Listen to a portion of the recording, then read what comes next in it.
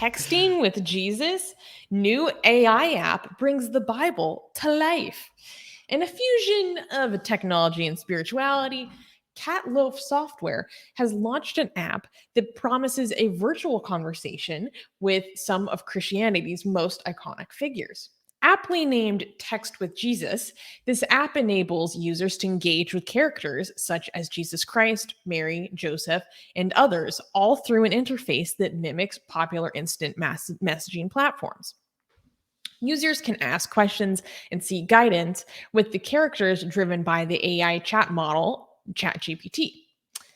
Stéphane Peter, the founder of Cat Loaf Software, remarked on the transformative experience offered by the app, saying, quote, instead of just getting a daily Bible verse, now you get a chance through this app to chat with Jesus or anyone else in the Bible. This unique blend of faith and artificial intelligence has drawn both intrigue and criticism from the online community, sparking debates and capturing imaginations about the potential and ethics of bringing sacred texts into the digital age.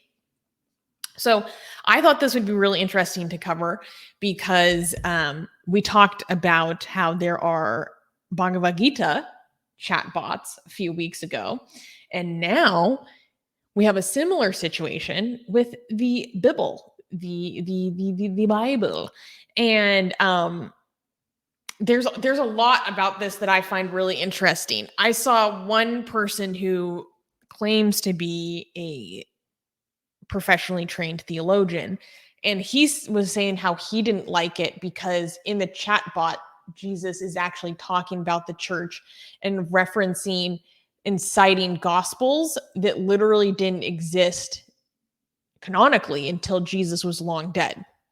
So it's like, well, how can Jesus be referencing the church when the church didn't exist?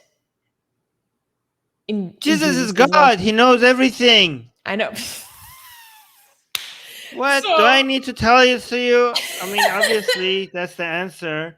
He doesn't like, oh, oops, sorry, I don't know. Sorry, I don't know. I died. I was dead by that point. You're God? What are you talking about? You know everything. No? Wait. Master of Darkness in the live chat said instead of Chat GPT, it said that Christ GPT.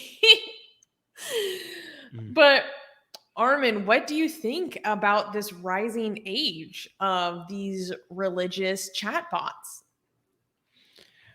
I will interview Jesus, Muhammad, and Allah here live with you guys when that becomes available. Okay, we have questions for Muhammad. I can't wait for a Muhammad AI because it's really easy to make right now. I don't know why nobody has made that. Right, I only need to go to sunnah.com. Hold on, sunnah.com. Right. So these are all the hadith, guys. This is all the hadiths in the world. Okay. Well, not all the hadiths in the world, but that's enough content. Okay.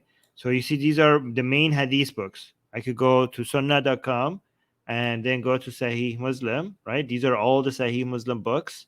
And each one of these, the book of suckling. Oh, the book of suckling. Of course, we love this one. This one is about. The book of suckling is one of my favorites. Yes, right. The book of suckling. Iconic. Guys, this is an actual. Yeah, this is actually the name of the book in Islam. Okay? It's about, about women grown adult men sucking the milk from the nipple of a pregnant or a recently pregnant woman so that they could talk to them, basically. So if you have a woman that is an adult and Islamically you can't talk to her, it's okay. If she has milk, you could suck that nipple to get some milk, so now she becomes your mother and now you could talk to her. That's actually not a joke. This is what Islam teaches you. Anyways, these are all based on sayings of Muhammad.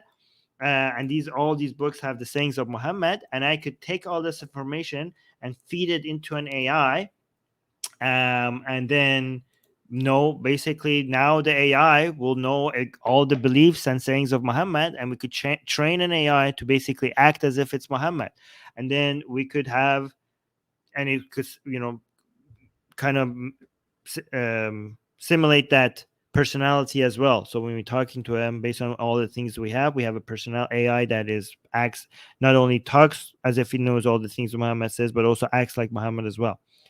And then we could bring that guy here and have an interview with that guy live on Atheist Republic. We could have questions. We could have a debate with Muhammad. That would be fun, right? Um, Also, we could take all of the Quran and feed it into an AI, and that would be Allah, right? We could train an AI to be Allah, and then we could have an interview with Allah, right? I don't like the fact that this. I was gonna like try right now and interview Jesus right now, because apparently this is available, but it's only for Apple right now, so we don't have that right now yet. Apparently, download on Mm. the Apple Store. So we will, when Jesus, I think Jesus is going to be available a lot earlier than Muhammad and Law, because that's very controversial. Nobody's going to turn that into an app. I think we have to have home based trained AI models that we could like have here to use as an, but Jesus will be available earlier than the other deities and prophets. And so I think I'm assuming that we're going to be interviewing Jesus here live. Maybe on secular, maybe I'll do it on Secular Jihadist channel. Guys, if you're not subscribed to the Secular Jihadist channel, search for Secular Jihadist and subscribe there. I will be interviewing prophets and gods with AI at some point over there. So when it becomes available. Do you guys have any questions for Jesus? I could ask him. What would you ask Jesus, Mm, Susie? I don't have any questions for Jesus right now. According to the reporting that I saw, when you ask Jesus about like LGBT issues, it gives this response about like, we should love everyone, blah, blah, blah.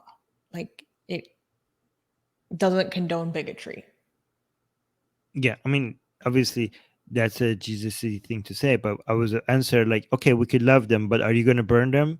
Because the Christian position is like, we humans need to love them, but I, God, will burn them.